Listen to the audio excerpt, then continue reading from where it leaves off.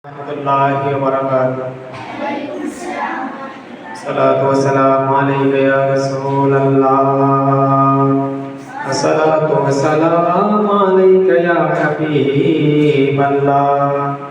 Assalatu wassalamu alayka ya Syafi'al mujnabin. Assalatu wassalamu alayka ya rahmatan lil alamin. Alhamdulillah waliyhi wassalatu ala nabiyhi wal wazn wal fadl wal adl wal najm bil jazar biwahdatihi bi kibriyaihi بسلطان وبإعلان وبإذقال وبإيمان وبيان في فرقان ونشهد أن سيدنا إيماننا وقدرتنا وسندنا ومولانا محمد صلى الله عليه وسلم الذي أرسله بالحق بشيرا ونذيرا وداعيا إلى الله بإذنه وسراجا منيرا. إن الله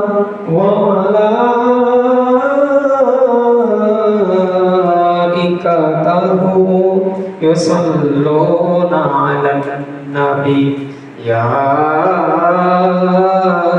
أيها الذين آمنوا صلوا عليه وسلموا تسليما.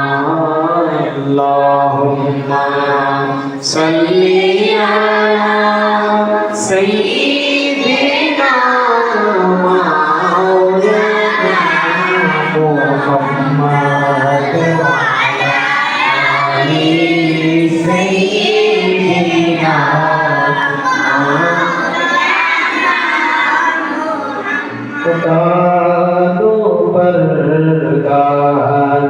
का दो चेहरा उठा दो पर्दा दिखा दो चेहरा कि नूर बारी हिजाबे में ज़माना तारे को हो रहा है।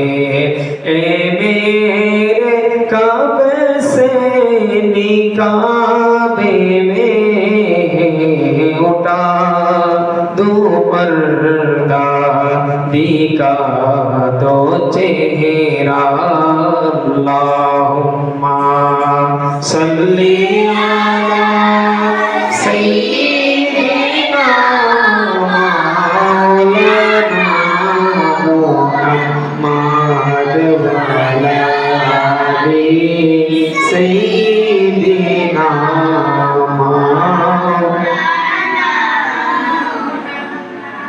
আলহামদুলিল্লাহ। আল্লাহ পাক রব্বুল আলামিনের অশেষ মেহেরবানিতে আমরা সকলে সুস্থ এবং সবল অবস্থায় সাপ্তাহিক জলসায় উপস্থিত হতে পেরেছি। এজন্য সকলে শুকরিয়া আদায় করে বলুন আলহামদুলিল্লাহ। সালাম দেওয়া আল্লাহ পাক রব্বুল আলামিনের হাবিব সাল্লাল্লাহু আলাইহি সাল্লামের সুন্নাত এবং সালাম দেওয়া একটি মহৎ কাজ। এজন্য সালামের একটি আদব এবং সুন্নাত রয়েছে। আমরা আজ সালামের আদব ও সুন্নাত নিয়ে বলবো এবং শুনবো এবং এর উপর আমরা আমল করার চেষ্টা করবো ইনশাআল্লাহ। কোন মুসলমানের সাথে সাক্ষাতের সময় সালাম করা সুন্নাত। সালাম করার সময় অন্তরে যেন এই নিয়ত থাকে যে আমি যাকে সালাম করছি তার সম্পদ ও মান সম্মান সবকিছু আমার হেফাজতে, এবং আমি এসব কিছু কোনো বিষয়ে হস্তক্ষেপ করাকে হারাম মনে করছি। দিনে যতবার সাক্ষাৎ হয় এক রুম থেকে অন্য রুমে বারবার আসা যাওয়াতে, যে সেখানে উপস্থিত মুসলমানদেরকে সালাম করা সওয়াবের কাজ। প্রথমে সালাম প্রদান করা সুন্নাত। প্রথমে সালামকারী আল্লাহ পাকের নিকটবর্তী অর্থাৎ নিকটতম বান্দা। যে ব্যক্তি সর্বপ্রথম সালাম প্রদান করে সে আল্লাহর কাছে তত নিকটবর্তী এবং আল্লাহর প্রিয় বান্দা, তাকে বলা হয়। প্রথমে সালাম দানকারী অহংকার থেকে মুক্ত। অন্য হাদিসে বলা হয়েছে যে প্রথম সালাম প্রদান করে, সালাম আগে সালাম প্রদান করে, সে কি অহংকার মুক্ত। যেমনি ভাবে আমাদের প্রিয় নবী সাল্লাল্লাহু আলাইহি ওয়াসাল্লাম ইরশাদ করেন, প্রথমে সালাম প্রদানকারী অহংকার মুক্ত।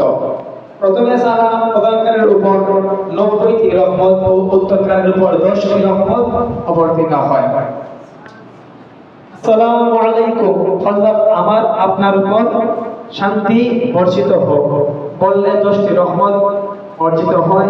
সাথে আসসালামু আলাইকুম ওয়া রাহমাতুল্লাহ অর্থাৎ আল্লাহর রহমত বর্ষিত হোক বললে 20টি নেকি অর্জিত হয়। আর অবারাকাতুহু বৃদ্ধি করলে 30টি নেকি অর্জিত হয়। অনেকে সালামের সাথে জান্নাতুল মাকাম ও দুজক হারাম ইত্যাদি শব্দ বৃদ্ধি করে, এটা ভুল পদ্ধতি। বরং অনেকেই ইচ্ছাকৃতভাবে আল্লাহর ফানা এটা পর্যন্ত বলে, আপনার সন্তান আমার গোলাম। ইমামে আহলে সুন্নাত ইমাম আহমদ রাজা খান ফাজিল রাহমাতুল্লাহ আলাইহি বলেন, কমপক্ষে সালাম আসসালামু আলাইকুম আর এর চেয়ে উত্তম আসসালামু আলাইকুম ওয়া রাহমাতুল্লাহ মিনাহু সর্বোত্তম হচ্ছে আসসালামু আলাইকুম ওয়া রাহমাতুল্লাহি ওয়া বারাকাতুহু। এর চেয়ে বেশি বলা উচিত নয়। সালামকারী যত শব্দ বলেছে উত্তরে ততটুকু বলা সুন্নাত। সালাম যদি দেয় আসসালামু আলাইকুম, উত্তর আসবে ওয়া আলাইকুম আসসালাম। সালাম যদি দেওয়া হয় আসসালামু আলাইকুম ওয়া রাহমাতুল্লাহ, উত্তর আসবে ওয়া আলাইকুম আসসালাম ওয়া রাহমাতুল্লাহ। সালাম যদি দেওয়া হয় আসসালামু আলাইকুম ওয়া রাহমাতুল্লাহি ওয়া বারাকাতুহু, উত্তর আসবে ওয়া আলাইকুম আসসালাম ওয়া রাহমাতুল্লাহি ওয়া বারাকাতুহু। এভাবে উত্তরে ওয়া আলাইকুম আসসালাম ওয়া রাহমাতুল্লাহি ওয়া বারাকাতুহু বলে 30টি নেকি অর্জন করতে পারবেন। সালামের উত্তর সাথে সাথে ও একটু আওয়াজে দেওয়া ওয়াজিব, যেন সালামকারী শুনতে পায়। সালাম ও সালামের উত্তর বিশুদ্ধ উচ্চারণ মুখস্থ করে নেবেন। প্রথমে আমি বলবো, আপনারা আমার সাথে বলবেন আসসালামু আলাইকুম ওয়া রাহমাতুল্লাহি ওয়া বারাকাতুহু। আসসালামু আলাইকুম এটা বলি স্পষ্ট সালাম বুঝা যাচ্ছে না। এই সালাম তো আমরা বুঝতে থাকবো ইনশাআল্লাহ। সালাম দিয়ে উচ্চারণ কি সংখ্যায় আসসালামু আলাইকুম ওয়া রাহমাতুল্লাহি ওয়া বারাকাতুহু। আল্লাহ রাব্বুল আলামিন আমাদেরকে প্রত্যেকটা সুন্নাত আদব সুন্দরভাবে শুদ্ধভাবে আদায় করার তৌফিক দান করেন। প্রত্যেকে বলেন আমিন। সাল্লাল্লাহু আলাইহি ওয়া সাল্লাম।